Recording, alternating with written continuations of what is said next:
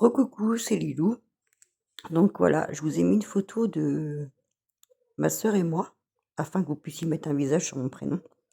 Parce que n'aimant pas me montrer, je commence tout doucement à prendre la parole, même si c'est pas quelque chose que j'aime faire ou que je suis habituée à faire. Sur l'autre deuxième photo, vous avez les liens où vous pouvez nous retrouver.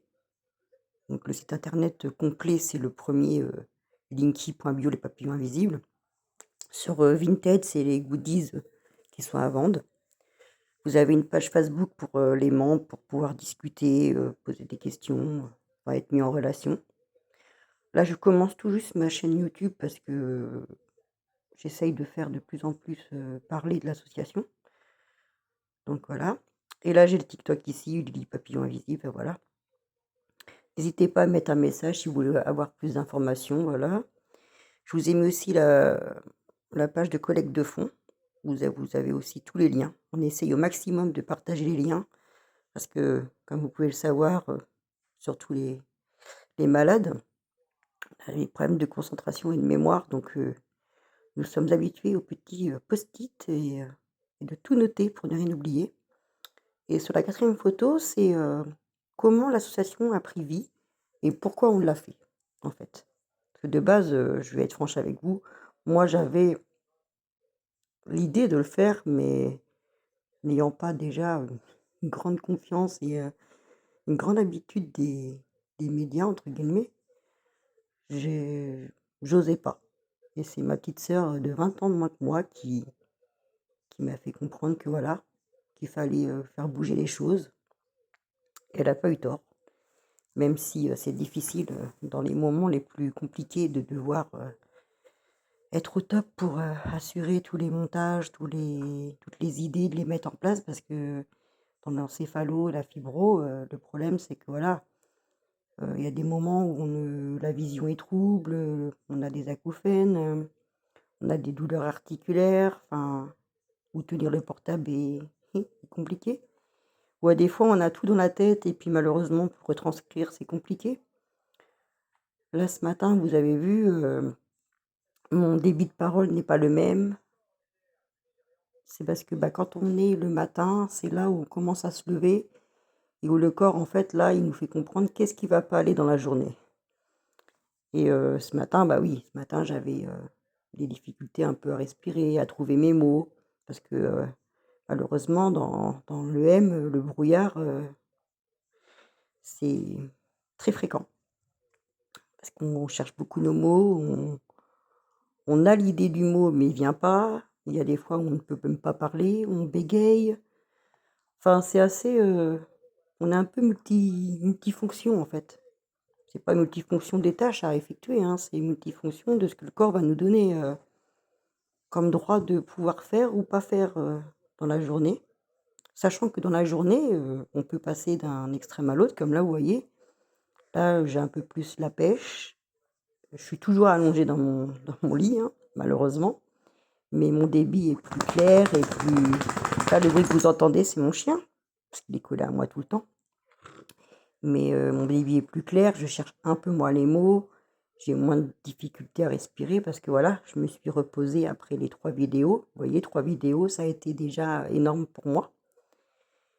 Donc je vais essayer de prendre plus la parole, afin de pouvoir, un petit peu expliquer, les étapes des maladies en essayant d'expliquer un peu, les symptômes parce que malheureusement, comme vous pouvez le constater, les malades de l'encéphalo, de la fibro, on a le même nom de maladie, mais on n'a pas les mêmes, symptômes, on n'a pas les mêmes façons de subir la douleur. On n'a pas enfin, en fait, rien n'est en commun, en fait, ça quasiment, tout diffère d'une personne à une autre et c'est ça qui est compliqué pour les spécialistes parce que moi, j'ai de la chance d'être suivie par le centre antidouleur du Mans avec une, spécialiste, de l'immunologie, enfin, avec des termes très compliqués, mais qui elle, va chercher plus loin que les propres médecins, même si on est passé par, des batteries d'examens pour éliminer tout, qu'on a fait les tests à l'effort, qu'on a fait les tests cardio, qu'on a fait les trucs de poumons, enfin on a tout. Je crois que j'ai jamais fait un check-up aussi complet de ma vie. Mais voilà, c'est des choses que beaucoup de gens, bah, quand ils tombent malades, déjà d'une on n'y croit pas, le médecin nous fait comprendre que c'est faux. Donc au moins qu'ils aient, voilà, un avis, de personne qui a vécu ça. Après voilà, ce qu'il faut se dire, c'est qu'il y a des personnes qui ont des douleurs comme la fibromyalgie, mais qui n'ont pas l'encéphalomyélite. Moi, j'ai combiné les 2. Il y en a qui l'ont eu à cause, du covid long, même si beaucoup de médecins ne disent que le covid long n'existe pas. Enfin, je ne sais pas où est-ce qu'ils ont vu ça, mais en tout cas, les pourcentages de personnes atteintes prouvent le contraire. Enfin bref, on ne va pas épiloguer sur ça. Mais moi, pour ma part, je n'ai jamais eu le covid. On a fait des recherches, pour voir si j'avais eu, ne serait-ce qu'un petit covid ou quoi, je n'ai aucune trace de covid. Moi, malheureusement, d'après ma spécialiste, parce qu'elle prend des pincettes, parce qu'évidemment, quand on commence à parler des effets, du vaccin covid, ça fait, un peu taper, sur la table.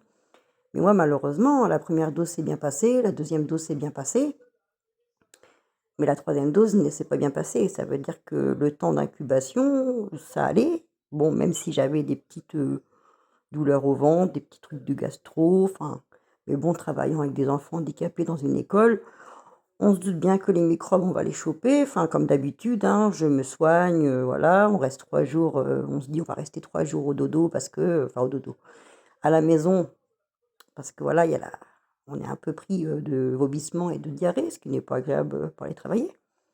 Sauf qu'on se rend compte qu'une semaine, toujours pas d'évolution, même pire. Deuxième semaine, c'est pire. Troisième semaine, on maigrit à vue d'œil. On est blanche, mais quand je dis blanche, c'est je crois qu'un fantôme est moins blanc.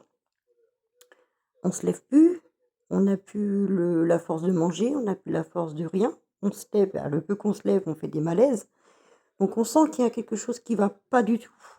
C'est pas des symptômes de quand on est malade, qu'on a une grippe, une angine ou on connaît notre corps, on sait que quand on est malade, on sait si on peut se lever ou pas, on sait si là c'est possible, surtout les mamans, parce que c'est beaucoup de mamans qui sont touchées, même s'il y a des hommes, hein, je les oublie pas, même des enfants. Mais la plupart du temps, c'est beaucoup de femmes avec des enfants. Mais voilà, on est malade, mais on continue notre vie. Ça veut dire que si notre enfant, il a besoin de nous, on va se lever, on va faire les choses, on se pousse un peu au cul et puis on y va. On rentre après pour se reposer et voilà. Mais là, on a beau essayer, on n'y arrive pas et c'est des douleurs qu'on ne contrôle pas et qui sont inexplicables, en fait. Le mot qui est là, c'est inexplicable parce que même moi, quand je me tape quelque part, voilà, je dis: «Aïe» et ça part, enfin, voilà. Que là, c'est H24, il y a pas un moment de répit. C'est des coups de jus, c'est des comme si on nous plantait un coup de couteau.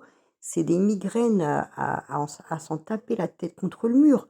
C'est, c'est comme si on avait un étau qui nous écrasait enfin, la tête, le cerveau.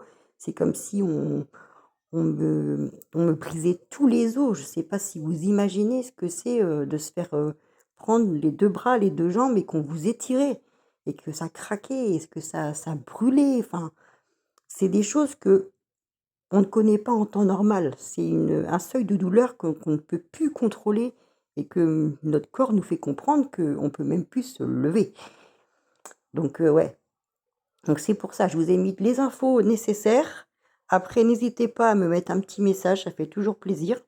Et ceux qui veulent, voilà, avoir plus d'informations sur l'association, sur comment faire pour, devenir membre, bah, devenir un papillon, j'appelle ça devenir un papillon, je trouve ça plus joli. Et c'est pour ça que on a choisi les papillons invisibles parce que les papillons, c'est fragile, mais ça vole, c'est la liberté, chose qu'on n'a pas malheureusement. Et c'est choses qu'on voudrait retrouver. Donc j'ai trouvé que c'était un bon symbole pour, l'association. Voilà. Bah, je vous remercie de votre écoute et à bientôt.